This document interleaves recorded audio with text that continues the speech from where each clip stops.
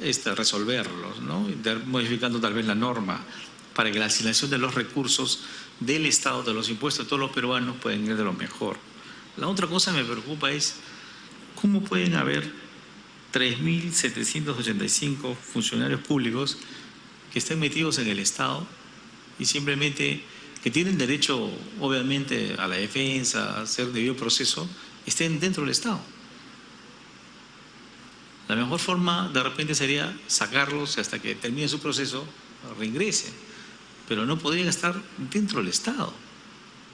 Es una situación que amerita una situación drástica, pues, porque un funcionario público debe ser la persona más prístina, más capaz y más transparente. Congresista Ceballos, me pido interrupción para... Sí, solo es una interrupción muy breve, señor presidente. Yo recuerdo que presenté un proyecto por el tema de la transparencia en los procesos de la reconstrucción y también otros congresistas alcanzaron algunos procesos.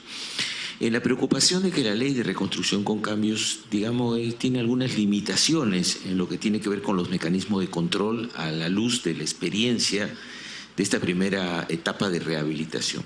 Entonces, esos proyectos quedamos en la comisión, señor presidente, que iban a ser analizados, estudiados por los equipos técnicos para posteriormente ser debatidos aquí en la comisión. Me parece que sería interesante si la Contraloría pudiera darnos su punto de vista, su apoyo en este proceso de elaborar un predictamen, digamos, en relación con estos proyectos, para que se ajusten un poco más a las condiciones reales en las cuales se mueve la Contraloría, señor presidente. Gracias. Sí, justamente ese ha sido el tema de ahora, de discutir estos problemas, y por eso están presentes tanto Oblique Muro como el Contralor General de la República, Nelson Schack. Damos la bienvenida al congresista de Israel. Y el otro era modificar el procedimiento arbitral. Yo creo que ahí sí tenemos que ambos ponernos las pilas, como se dice, para lograr esto, ¿no? Y que justamente ese es el caso del hospital de Moyobamba. Cuando se iba a terminar la construcción del hospital, casi el 90% interviene en la obra del gobierno regional de San Martín hace años. Y hace años que no se termina todavía porque el proceso arbitral no concluye. Los árbitros no dan el laudo. Eso quiere decir que eso se ha vuelto ya casi un costo hundido. Y en economía un costo hundido es que tienes que invertir más del costo original. O sea, más barato no sale hacer un nuevo hospital y dejarlo ahí que se caiga el otro, ¿no? Pero esas cosas, por ejemplo, no entiende muchas veces la parte de los funcionarios públicos, y sobre todo los que tienen la potestad del gobernante, tanto el gobernante nacional como el regional y sobre todo el alcalde. Que hay costos hundidos en la economía que no se pueden recuperar de una mala decisión, ¿ya? Y esta mala decisión trae una pérdida de eficiencia social y económica para todo un pueblo, para toda una comunidad. Y ese ejemplo que les pongo ahora está, ejemplo Junín, ejemplo casi en todos los departamentos. Y obras grandes. Entonces, esto realmente ahí veo cómo un país de pocos recursos se puede administrar tan mal los escasos recursos que tenemos. Entonces, si eso logramos cambiar, creo que sería importantísimo ver la posibilidad de trabajar conjuntamente, tanto con la Contraloría, con la presidencia ejecutiva de la OCE, verificar, incluso si yo voy a entrar a licitar una obra y dentro de mi matriz digo, oye, yo tengo que darle, si tú has hecho obras privadas buenas, también es un punto importante, no solo el sector público, ¿ya? Porque cuando uno hace una obra privada, realmente el privado administra mejor los recursos de esta obra. Y yo les pongo otro ejemplo. Si voy a hacer mi casa de repente en mi pueblo me cueste 100.000 soles. Pero si yo lo voy a hacer por servicio público, vamos a suponer que voy a hacer la misma casa, pero bajo el sistema público me va a costar 1.000.000 de soles. Esas son las diferencias que uno ve. Entonces, de lo contrario, uno no podría ver cómo pululan casas, edificios en todo el país a costes bajos. Y el Estado no puede entrar a esa dinámica. Obviamente que es distinto, pero si yo pongo dentro de la normativa, que es importante, la experiencia privada dentro de va a ser algo valioso y vamos a reunir. O, por ejemplo, las empresas que hayan ahorrado recursos, que le han hecho ahorrar al Estado. Entonces, otra valoración. Y yo quiero, y para terminar, y darle la palabra a Blita y terminamos, les quiero contar solamente un ejemplo. Cuando nosotros hicimos una obra en la alcaldía de Tarapoto, de 3 kilómetros de doble vía, berma central, agua, desagüe en 2 partes, porque era desnivel, estimado según la valorización pública, 20 millones de soles. Y logramos hacer la obra en 1.400.000. Casi nos meten preso por malograr el negocio a otros. O sea, el concepto del ahorro tampoco está visto como algo positivo. Al contrario, o sea, no ejecutaste el presupuesto y todo. O sea, el ahorro debe tener una valorización importante. Si yo con poco he hecho mucho, entonces yo al siguiente año, si tú con poco has hecho mucho, yo te tengo que premiar en el presupuesto, no tengo que cortarte el presupuesto. O sea, ese presupuesto por resultados que antes con Nelson Jack, cuando yo recuerdo todavía cuando era más pequeño, era todavía viejo, ya no se explicaba cuando era director general del presupuesto. El presupuesto por resultados, una serie de cosas más. Pero todas esas cosas positivas se han perdido ahora en la parte importante de las decisiones públicas.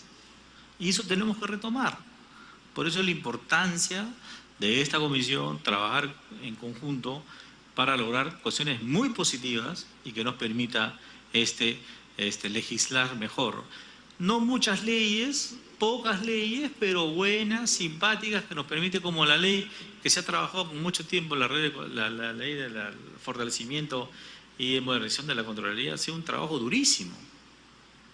Durísimo, es una meta importante que ha tenido esta comisión y también la Contraloría General de la República, que se pudo sacar por encima de todo, porque se ha dedicado a ese trabajo. Lo mismo podemos hacer con la OCMI u otras entidades que nos permita también hacer lo mejor posible. Me ha pedido antes que la intervención de Blita Muro, el congresista Víctor Albrecht. Gracias, presidente. Saludos a los señores congresistas, al Contralor y a los funcionarios que nos acompañan el día de hoy. Es una pregunta breve nomás. ¿Qué ocurrió? ¿Se logró la independencia ya de aquellos funcionarios que laboran en los gobiernos regionales, municipales, en las oficinas de control interno con respecto al tema salarial remunerativo?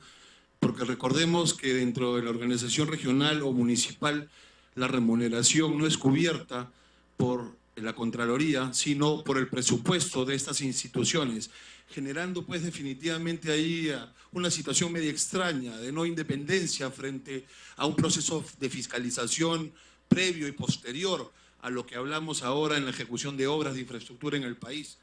Mi experiencia como presidente de la Comisión de Vivienda es que la situación es crítica. Empresas que se presentan a proceso de licitación, la famosa carta de adelanto de obra, las famosas cartas fianzas que en muchos casos son falsas, no originales, no hay actuar de parte del tesorero, del administrador, de la contabilidad, de requerir la veracidad de esa documentación. Entonces, mi interrogante es, ¿ya se logró que la Contraloría tenga mayor presupuesto económico para la independencia de los jefes de las oficinas de control interno? ¿O seguimos dependiendo de las regiones y de los municipios? Y lo hago por mi experiencia municipal y regional. Sí. Gracias, presidente. Vamos a responder esa pregunta. Sí, presidente, gracias por su intermedio. Efectivamente, esto es algo que hemos venido discutiendo hace muchísimo tiempo, es uno de los elementos centrales del proceso de modernización del sistema de control. Todavía no se ha logrado, ¿no? Pero ya está aprobado y ya está en la ley. Entonces, una vez que se promulgue la ley, esperamos que sea pronto, vamos a poder efectivamente iniciar un proceso de absorción de todos los procesos de trabajo que actualmente hacen las OSIs a nivel nacional. Y ya he dispuesto yo, estamos haciendo un plan preliminar de hacer ese proceso de absorción. Vamos a empezar con todos los gobiernos regionales y con todas las municipalidades provinciales, con el propósito de poder efectivamente, en la medida de lo posible, antes de que concluya el presente año, ¿no?, tener, si es que pensando que la norma se va a publicar en las próximas semanas, poder empezar a tener presencia en las oficinas de control institucional y que dependan, como usted me ha dicho, administrativamente de la Contraloría y no de la entidad a la cual se supone deben supervisar. Sí, tiene la palabra Blite Muro, presidente ejecutivo del OCE. Gracias, señor presidente. Rápidamente, para poder comentarle, usted mencionó respecto a la experiencia privada. Efectivamente, ya la norma hoy día establece que parte de la experiencia también es sobre experiencia privada y sobre eso también se cuantifica su capacidad máxima de contratación. En el caso también al congresista, por su intermedio, el congresista Martorell, respecto a la subasta inversa, efectivamente es una herramienta muy poderosa para poder hacer contrataciones que tengan un resultado económico bastante claro. En otros países incluso se utiliza la subasta inversa en obras públicas y en servicios, no solamente en bienes que puedan ser bienes comunes o que cuenten con una ficha técnica. Entonces, en ese trabajo de análisis estamos nosotros internamente, porque la norma nos permitiría poder hacer ese tipo de regulación. Hemos visto casos en los cuales la subasta inversa, por ejemplo, en temas de medicamentos, se han logrado ahorros hasta de 20% cuando participan más de 10 postores. Entonces, es una herramienta en la que nosotros también estamos poniendo el énfasis como una herramienta que debería ser transversal a los métodos de contratación.